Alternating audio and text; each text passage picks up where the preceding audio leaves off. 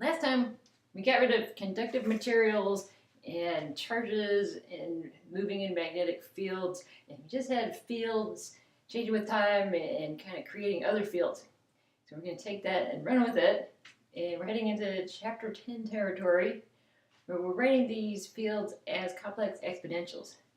Okay, E is going to be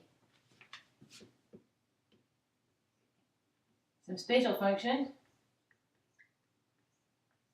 the j omega t. So all your time dependence is in this little multiplier right here, and that makes those time derivatives really nice because dE dt, and I can say all the vector stuff is in the spatial part. The e dt is going to bring down j omega and then everything else. So we can just copy this stuff back down. Okay, and so when we have Faraday's law,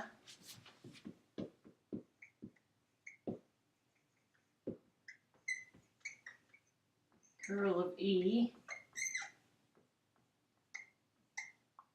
is minus dB dt okay, curl of H, Ampere's law,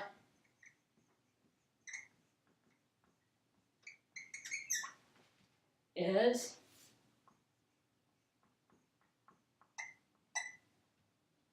conduction current, sigma E, also known as J. Okay, when you've got a conductive material and an electric field, a current gets pulled,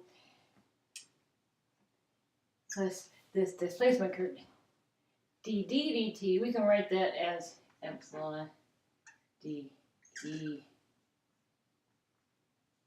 dt. So all those time derivatives, now we can just drop in j omega e. It gets even better. I said we're going to get rid of materials, so suppose we don't have any conductive materials. We're going to replace this with epsilon and times j omega e. J omega epsilon e. Okay, that's kind of neat. It's all one, kind of a one-liner. It's getting smaller. The other side of things, we're going to write our magnetic field the same way. H dot. Kind of like what we used to have in magnetostatics. And this time-dependent part, why are we going with these specific forms for these functions? Well, if we solve it for this, we can build up any function out of different frequency components. So if we figure it out for this one thing where the case is nice and simple, maybe we have to sum it up for the real solution. We're going to look into that in this lecture. What is the real solution that works? But if we take a time derivative of this thing, j omega h. Okay, in the special case. Okay, B is mu times h. Okay, and so we're going to be able to put this in right here. Move all that stuff over. We got that minus from, this is just from nature, minus j omega mu h. Okay. So these are Faraday's law and Ampere's law in time harmonic form.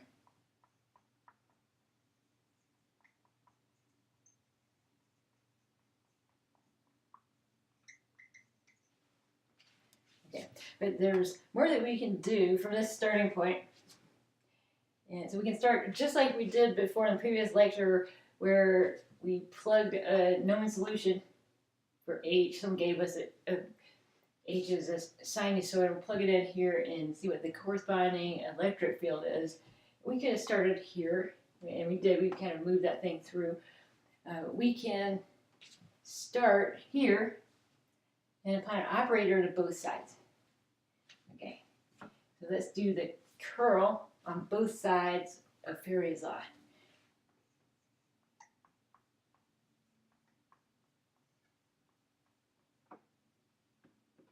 And we're going to be able to bring that thing on through. Scoot on over to this side. J omega, assuming we have something where the magnetic properties don't vary, otherwise we have to do the curl on the whole thing. Just more bookkeeping. Okay, taking that curl, both sides. We can use a vector identity here. Okay, take the curl of something, and it's the same as the gradient of the divergence of that thing, plus the Laplacian. Here we got vector Laplacian of that thing.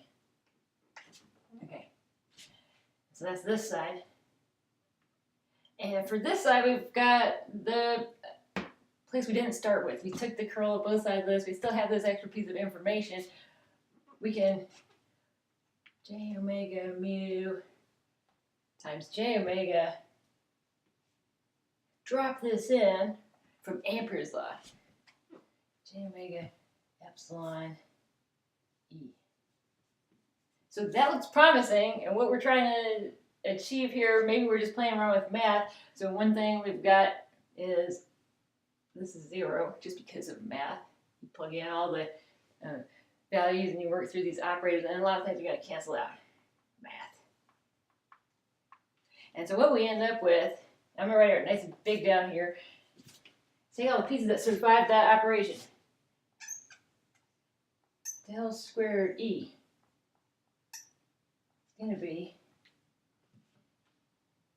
well, it's J squared minus omega squared mu squared E. Oh, epsilon. Mu squared, not mu squared.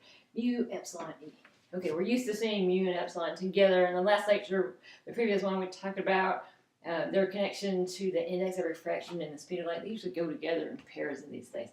Okay, one thing that we could have made room for, I erased the, I said there's nothing around with any conductivity that's non-zero. We've got a vacuum. So this equation is good for things that aren't conducting, things where the electric field doesn't drive any currents. Okay, so this is called wave equation.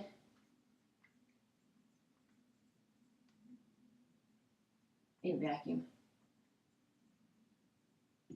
Conductivity is 0. Okay, if I left that piece in, plus sigma epsilon, I still have curl of H is J plus dV dt.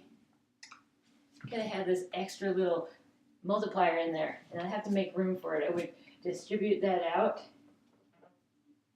Okay, plus this E.